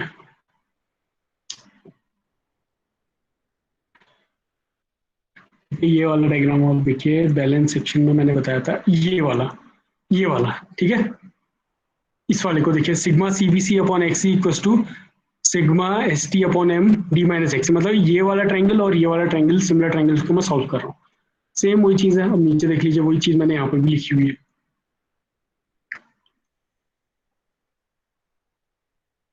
ठीक है। ये देखिए C A upon X A sigma S T by M upon D minus X, same वही फॉर्मूला है। तो आप क्या कर सकते हो, सिमिलर ट्राइंगल से निकाल सकते हो, सी ए की वैल्यू निकाल लो, ठीक है। सी ए की वैल्यू कैसे निकालेंगे, सी ए बस इसको ऊपर ले जाओ, ये मतलब इसको आप सॉल्व कर सकते हो। एक्स ए आपको पता होगा, डी आपको पता होगा, सिग्मा एस टी देखो आपको पता होता है, अभी आपको पता था ना कि सिग्मा एस टी की वैल्यू क्या है, एम भी आपको पता है, तो सी ए निकाल लो। और जैसे ही सी ए निकल आएगा तो वो जो फर्स्ट इक्वेशन थी मोमेंट ऑफ रेजिस्टेंस की जो फर्स्ट इक्वेशन थी, कौन सी थी पहली इक्वेशन, ये यहाँ पुट कर दो सी ए की वैल्यू, तो इस वाले से भी आप सॉल्व कर सकते हो इजी। जिसको इस फॉर्मूले से निकालना है वो इससे निकाल ले, जिसको टेंशन से निकालना हो टेंशन से निकाल ले, ठीक है, कोई दिक्कत ही नहीं है, कोई भी फॉर्मूला यूज कर सकते हो। चलो अब मैंने आपको अंडर इन्फो सेक्शन बता दिया, ओवर इन्फो सेक्शन में क्या होगा आप ये मुझे आप लोग बताएंगे, ठीक है। तो मेरा क्वेश्चन है ओवर इन्फोर्स सेक्शन है। अब ओवर इन्फोर्स सेक्शन तो मतलब क्या है कि रेनफोर्समेंट ओवर है, मतलब ज्यादा है, ज्यादा स्ट्रेंथ किस में है, रेनफोर्समेंट में है, और कंक्रीट में कम है। तो इसका डायग्राम अगर मैं बनाना चाहूँ तो कैसा बनेगा, सेक्शन ले लीजिए, आप लोग भी ट्राई कर सकते हैं, ये इसका न्यूट्रल एक्सेस है, ठीक है, 1 2 3 यहाँ कुछ स्टील लगी हुई है, ठीक है। ये इसका मैक्सिमम है, ये इसका मैक्सिमम मतलब ये सिग्मा सीबीसी है, और ये sigma S T upon M है, ठीक है, sigma S T steel upon M. तो ये इसका मैक्सिमम ही है। अभी ओवर रेनफोर्स्ड है, ओवर रेनफोर्समेंट है तो मतलब रेनफोर्समेंट में काफी स्ट्रांग है, बट ये कॉन्क्रीट में इतना स्ट्रांग नहीं है। तो इसमें फेलियर किस चीज का होगा पहले, मतलब अपनी मैक्सिमम स्ट्रेस पे सबसे पहले कौन पहुंचेगा, कंक्रीट। एग्जैक्टली। तो इसमें क्या होगा, कंक्रीट अपनी मैक्सिमम में पहुंच जाएगा यहाँ पे, बट स्टील अपनी मैक्सिमम में नहीं पहुंचेगा क्योंकि ओवर इन्फोर्स्ड है, इसमें स्टील में ज्यादा पावर है, ठीक है। मतलब कंक्रीट सी ए तो पहुंच गया अपना सिग्मा सीबीसी में, सी ए ने अपना मैक्सिमम अचीव कर लिया, ठीक है, और सिग्मा और जो टी ए बाई एम था, या टी ए कह लो, टी ए बाई एम, वो क्या है, sigma S T by M पे नहीं पहुंचा, ठीक है। अब देखो अगर ये वाला डिस्टेंस आपका क्रिटिकल डेप्थ था, ये वाला, if this one was your X C, बहुत छोटा हो रहा है, एक्स सी, अगर ये क्रिटिकल डेप्थ थी, अब एक्चुअल डेप्थ कहां शिफ्ट हो गई है, ये आ गई है, ठीक है। Now this one is your actual depth X A, now this is your actual depth. अब मुझे बताइए इसकी पहली कंडीशन क्या है, just tell me the first condition, X A is, X A कितना हो जाएगा, ग्रेटर देन एक्स।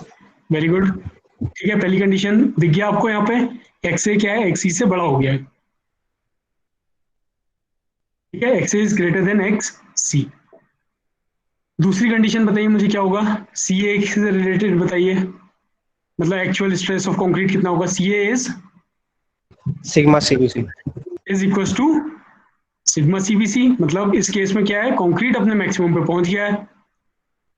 और अब मुझे बताइए टीए का क्या होगा, स्टील का क्या होगा। Steel, actual steel is less than sigma S T. Is less than sigma S T. Clear. तो अब देख लीजिए तीनों सेक्शन में आपको डिफरेंस पता चल गया। बैलेंस सेक्शन में X A was equal to X C A was equal to sigma C B C, T A was equal to sigma S T. Under enforcement में क्या था, एक्स ए बड़ा था एक्स सी से, सी ए छोटा था सिग्मा सी बी सी से, और टी ए इक्वल था सिग्मा एस टी के। ओवर एनफोर्समेंट में उल्टा हो गया, एक्स ए ग्रेटर हो गया एक्स सी से, सी ए अपनी मैक्सिमम पे पहुंच गया, कंक्रीट अपनी मैक्सिमम अचीव कर लिया है, बट स्टील ने अपना मैक्सिमम अचीव नहीं किया है। क्यों नहीं किया है, क्योंकि ये ओवर एनफोर्स्ड है। मतलब स्टील में बहुत जान है। स्टील अभी अपने स्टील की मैक्सिमम, मतलब अगर मैं Fe250 की बात करूँ तो वो 130 था, तो मान लीजिए स्टील अभी 100 तक का पहुंचा, 130 में नहीं पहुंचा। समझ गए, 130 में नहीं पहुंचा अभी, ये अभी फेल नहीं होगा, अभी इसमें और जान बाकी है। लेकिन कॉन्क्रीट क्या था, 7 था, मान लीजिए हम 20 यूज कर रहे हैं, सिग्मा सीबीसी 7 था, और कॉन्क्रीट अपने 7 तक का पहुंच गया। जैसे ही ये 7 से 7.1 होगा तो कॉन्क्रीट फेल हो जाएगा। कॉन्क्रीट की मैक्सिमम परमिसिबल यही है, हम ये मान के चलेंगे कि वो फेल हो जाएगा इसको। तो ओवर एनफोर्समेंट में क्या हुआ, कॉन्क्रीट अपने मैक्सिमम पे पहुंच गया और स्टील अपने मैक्सिमम पे नहीं पहुंचा। ठीक है, तो ये 130 था, 130 मैक्सिमम था, तो स्टील अभी 100 ही पहुंचा है। स्टील अभी फेल नहीं हो रहा है, लेकिन स्टील फेल होने से पहले क्या फेल हो गया, मतलब फेल नहीं, मतलब कंक्रीट अपने मैक्सिमम पे पहुंच गया। तो अब मैं आपसे कहूं कि इसका मूवमेंट ऑफ रेजिस्टेंस निकालिए इस सेक्शन का, ओवर इन्फो सेक्शन का, तो बहुत आसान हो जाएगा। मेरे ख्याल से आपको पता चल जाएगा कि आप कौन सी इक्वेशन यूज करोगे। बताइए कौन सी इक्वेशन यूज करना चाहेंगे आप। सी ए वाली। सी ए वाली। क्यों, कंप्रेशन साइड वाली, बिकॉज आपको सी ए पता है, C A is nothing but sigma C B C. तो सी ए की जगह पे sigma C B C substitute कर दो, ये डायरेक्ट फॉर्मूला आप यूज कर लो, इसमें से आपका एम आर निकल आएगा। और दूसरा टेंशन वाला क्या होता है, T A into A S T D minus x upon 3। तो टी ए आपको क्या पता है, टी ए नहीं पता है, T A is less than sigma S T है ये पता है, लेकिन टी ए की वैल्यू कितना है ये नहीं पता आपको। तो आप अगर डायरेक्ट यूज करना चाहते हो तो आप ये वाले से मूवमेंट ऑफ रेजिस्टेंस निकाल लेना, इससे मत निकालना। लेकिन फिर भी कुछ जिद्दी बच्चे होते हैं वो क्या कहेंगे कि सर नहीं, मैं तो टेंशन वाली से निकालूंगा, क्योंकि आपने बोला था कि कंप्रेशन से निकालो चाहे टेंशन से निकालो। मैं तो सर कंप्रेशन से निकालूंगा या फिर टेंशन से निकालूंगा, दोनों का आंसर सेम आना चाहिए। तो सर मैं टेंशन से भी निकालना चाहता हूँ। ठीक है, उसने जिद पकड़ ली, तो कोई दिक्कत नहीं, वही करना है आपने जो ये फॉर्मूला था सिमिलर ट्रायंगल को सॉल्व करके, जो ऊपर दिखाया था ना आपको फॉर्मूला। ठीक है, सिमिलर ट्रायंगल में आप इन दोनों वैल्यूज को रखिए, टी ए की वैल्यू निकाल लो। डी पता है, एक्स ए पता है, एम पता है, सिग्मा सीबीसी इस केस में पता है आपको, C A equal to sigma CBC equal to 7 या 5 जो भी है, एक्स ए भी आपको पता है। टी ए निकल जाएगा, जैसे ही टी ए निकलेगा यहाँ डाल देना वैल्यू और मूवमेंट ऑफ रेजिस्टेंस निकल आएगा। तो चाहे आप फिर ये वाला फॉर्मूला यूज करो कंप्रेशन साइड का, या चाहे आप टेंशन साइड का फॉर्मूला यूज करो, कोई दिक्कत नहीं है, दोनों का आंसर सेम आएगा। ठीक है, कोई दिक्कत यहाँ तक का अभी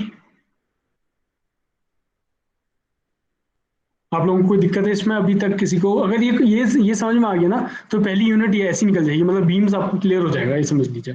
अगर ये कॉन्सेप्ट समझ में आ गया, ओवर इन्फोर्स्ड और अंडर इन्फोर्स्ड क्लियर है, हाँ या ना में जवाब दे दीजिए कोई। Yes sir.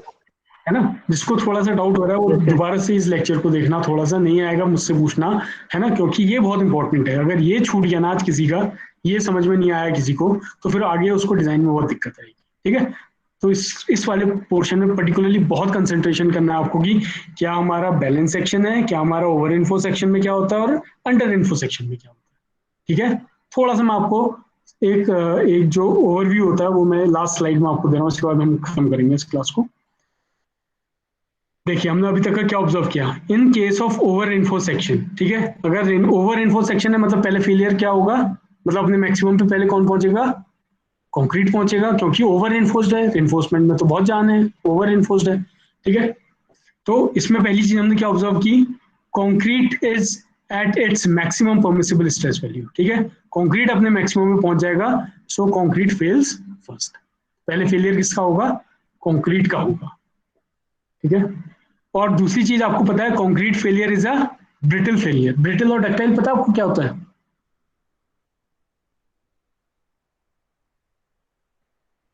ये आप लोगों ने कंक्रीट टेक्नोलॉजी और ये सारी क्लासेस में पढ़ा होगा, ये तो बिल्डिंग स्ट्रेंथ ऑफ मटेरियल वगैरह में।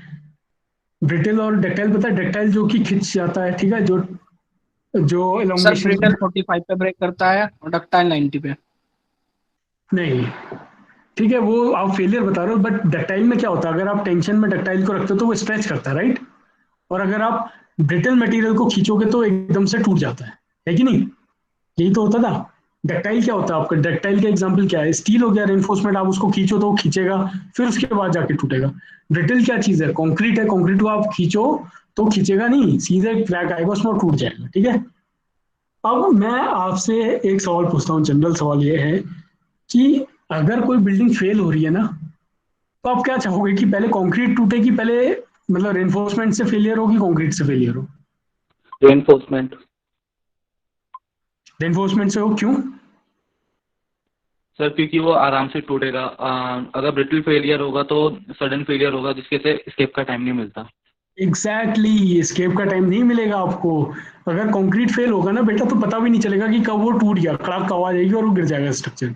लेकिन अगर वो फेलियर है स्टील का, तो स्टील क्या करेगा, थोड़ा सा झुकेगा, पहले बीम झुकने लगेगी, हल्की हल्की एलोंगेशन होगा और झुकेगा, तब थोड़ा आपको टाइम मिल जाएगा, आपको पता चलेगा कि अब ये सेक्शन फेल होने वाला है। समझ रहे हो? तो अब देखो इसमें क्या लिखा है, it does not give any warning before failure, it is a sudden failure and it should be avoided. It is a sudden failure. अगर कंक्रीट पहले फेल हो रहा है तो मतलब क्या है, सडन फेलियर होने वाला है, तो हमें इस सेक्शन को अवॉइड करना चाहिए। अभी के लिए सिर्फ इतना जान लो कि ओवर रेनफोर्स सेक्शन को हमें अवॉइड करना चाहिए। लेकिन अभी हम इससे आगे वाले जब चैप्टर में पढ़ेंगे ना, तो आपको समझ में आएगा कि ओवर रेनफोर्स सेक्शन का कहाँ पर काम आता है, ठीक है। तो अभी के लिए इतना जान लीजिए, हमें इसको अवॉइड करना है। क्यों? क्योंकि इसमें कंक्रीट पहले फेल कर रहा है, ठीक है।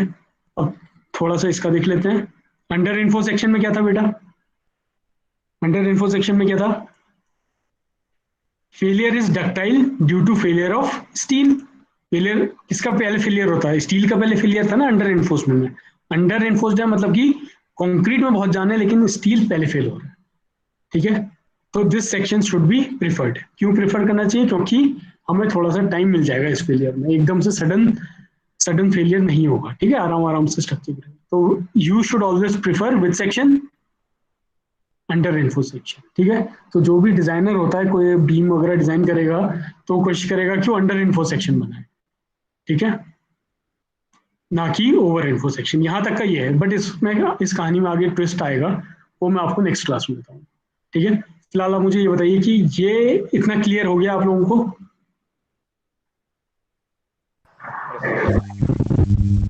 इसमें कोई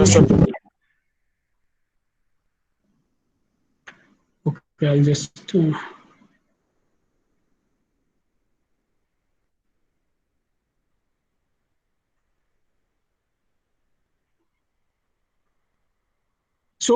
अभी तक का जितना हमने देखा, थोड़ा सा लंबा लेक्चर हो गया, बट ये चीज समझ में आई जो मैं आपको समझाना चाह रहा था। बैलेंस सेक्शन क्या है, अंडर रेनफोर्स्ड क्या है और ओवर रेनफोर्स्ड क्या है, ये सेक्शन समझ में आ गया आप लोगों को?